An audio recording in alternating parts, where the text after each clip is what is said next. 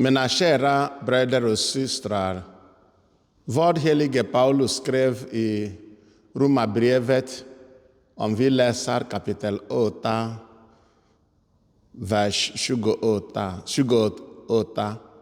är sant. Att i allting Gud vänder alla situationer och vänder dem till välsignelse för dem som har tro. Om helige Thomas var med andra när Jesus kom, vi skulle inte kanske få hans specifik trosbekännelse. Varför var han inte med andra, det vet vi inte. Men han var inte med andra när Herren, den uppståndne Herren, kom till apostlarna. Vi har sett Herren, sa de andra.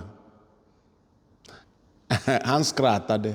Om jag inte kan se hans händer och se spickhålen och kan till och med stiga in fingret i spickhålen.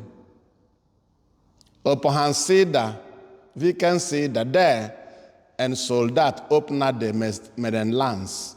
Om jag inte kan sticka in min hand där. Det vill säga, om jag inte ser Jesu döda kropp som han hängde på korset, men nu lever igen och kan se honom sådan han är när han dog. Alltså det sista gången vi såg honom på korset, det tror jag det inte, sa han.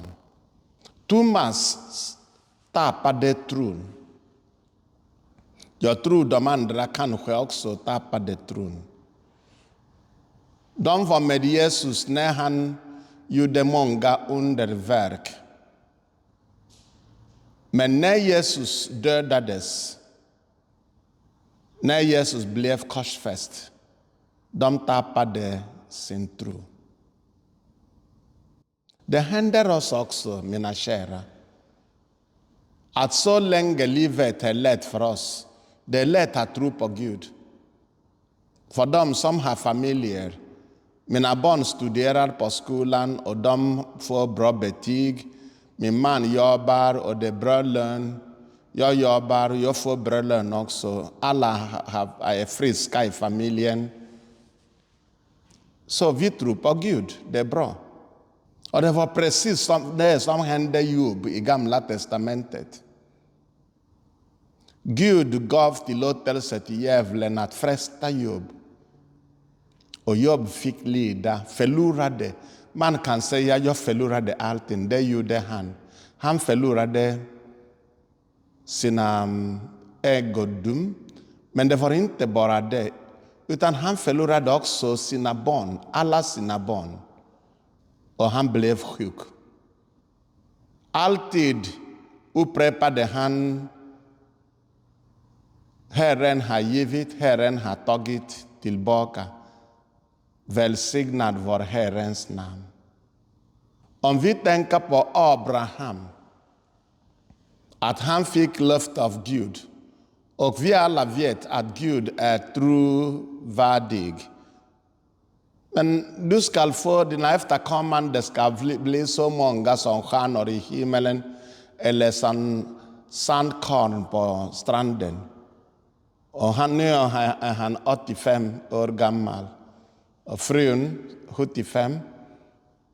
Ska de fortsätta tänka att Gud, kanske de skulle tolka på ett annat sätt. Kanske det var inte vad Gud menade. Vi ska inte ta det bokstavligt. Och det var exakt varför Sara tvingade Abraham att ta tjänsteflickan Hagar.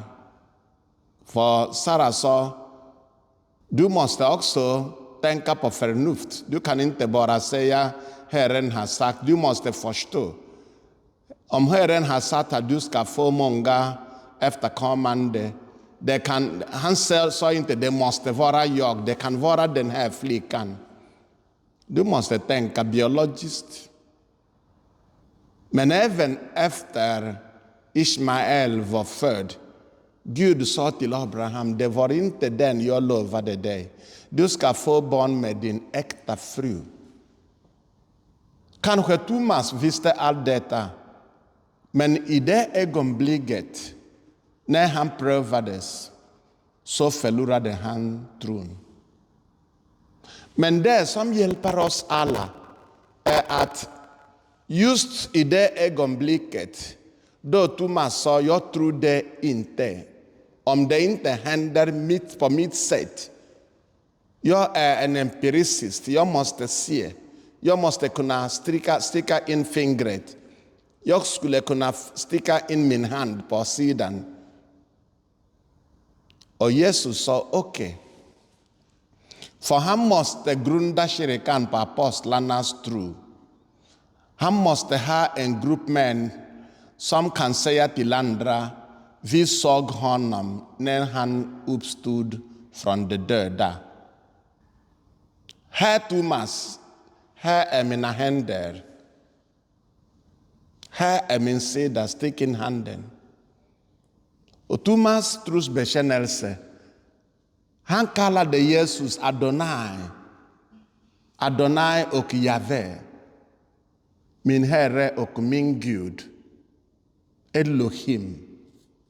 Du är Adonai, men du är också Elohim. Du är Jave.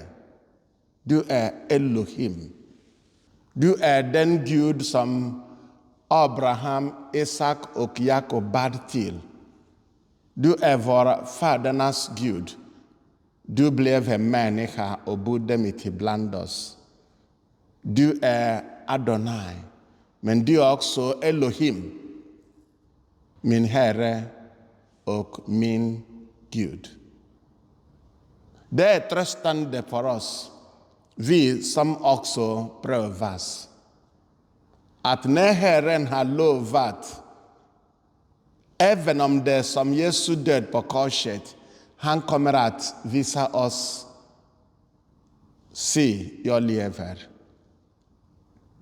Och därför idag, medan vi ber för alla våra intentioner, för de sjuka, för de behövande, för de hungrande, för vår framtid, att vi förtröstar på Jesus Kristus, vår fasta grund.